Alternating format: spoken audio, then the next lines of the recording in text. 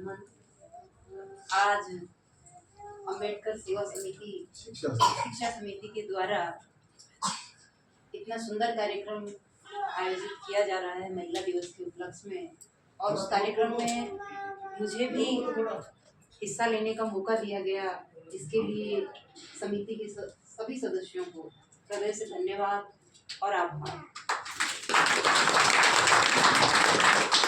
मैं आगे कुछ बोलूं उससे पहले अभी सीताराम जी ने जो बोला रोहिदास जी के लिए, तो वही शब्द मेरे हैं कि ऐसी पुण्यात्मा भी धरा पे है जो बेटियों को ऐसे आगे बढ़ाने के लिए अपनी जेब से गाड़ी कमाई खर्च कर रहे हैं, और साथ में ये आश्वासन भी दे रहे हैं कि आप तो ऐसे बच्चे तैयार करते रहो, उन बच्चों को प्रोत्साहित करने के लिए आप हमेशा हमें तैयार मिलेंगे।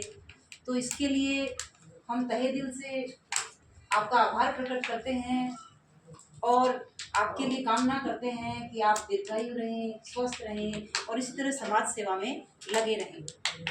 आप सभी बहनें जो आप मेरे सामने बैठी हैं, मंच पे हैं, आप सबको महिला दिवस की ढेर सारी शुभकामनाएं, बधाइयाँ। और इसके साथ ही हम सब कितने सौभाग्यशाली हैं कि हम ऐसे संत पुरुष के सानिध्य में हैं जो हमारे लिए हर समय तैयार हैं। उन्होंने एक समिति का गठन कर रखा है, जो समिति हर समस्या के समाधान के लिए आपके साथ कंधे से कंधा मिला के चलने को तैयार है। तो जब इतना कुछ मिल रहा है तो हम पीछे क्यों रहें? हम पीछे रहते हैं कि अपनी इच्छा शक्ति है, हम उसको दबा देते हैं। आप सामने जो नारी शक्ति बैठी हैं, आप और हम जो सामने इधर बैठे हैं, हम अलग अलग नहीं हैं। फर्क सिर्फ इतना है कि हमने जो ठाना उसके लिए जूझते रहे, लड़ते रहे, जो भी समस्या आती रही हम रुके नहीं, और आप लोगों ने कहीं ना कहीं परिस्थितियों से हार मान ली। जो हो गया उसको नहीं बदला जा सकता, और उसके ऊपर अफसोस करते रहेंगे तो जो वर्तमान में है उसको भी हम खोते रहेंगे। आप जो सपने आपने देखे थे, जीवन में हो सकता है कोई कठिनाई आई हो और उसकी वजह से वो सपने पूरे नहीं हो पाए।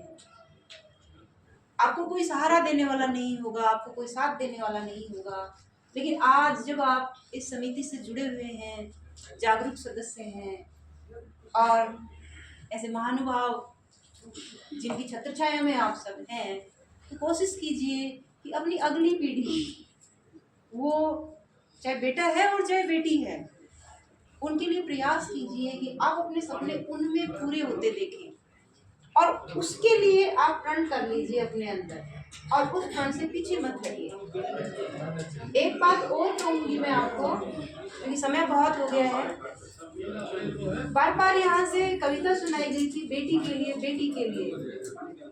तो जिसको हमने कोख से जन्म दिया है वो भी हमारी बेटी है, और जिसको हम दूसरे घर से अपने घर की लक्ष्मी बना के लाते हैं वो भी हमारी बेटी है। सपने हमारी जन्म दी हुई बेटी के भी पूरे होने चाहिए, और जिसको हम घर की लक्ष्मी बना के लाए हैं उसके भी पूरे होने चाहिए, और उसमें हमारी बहुत बड़ी भूमिका होती है।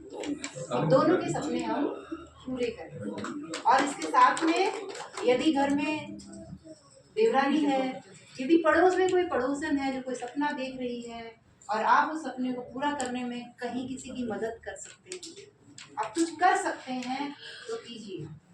क्योंकि अभी अभी गुरुजी ने बताया कि ये समाज ताज किसको पहनाता है? जो कुछ कर गुजरता है परिस्थितियों से लड़ते हुए। और आप कमज़ोर नहीं हैं। अपने आप को ये मत मानिए कि हम चार दीवारी के भीतर हैं तो हम कुछ नहीं कर सकते। हम ठान लें तो हम बहुत कुछ कर सकते हैं। तो आज महिला दिवस पे आप सबको फिर से शुभकामनाएं देते हुए मैं ये उम्मीद करती हूँ कि इतना सुंदर कार्यक्रम जो समिति के द्वारा, जो गुरुजी के द्वारा आयोजित किया गया है, उसकी सफलता तभी है जब यहाँ बैठी नारी शक्ति जो है वो ज़्यादा नहीं तो कम से कम अपने घर में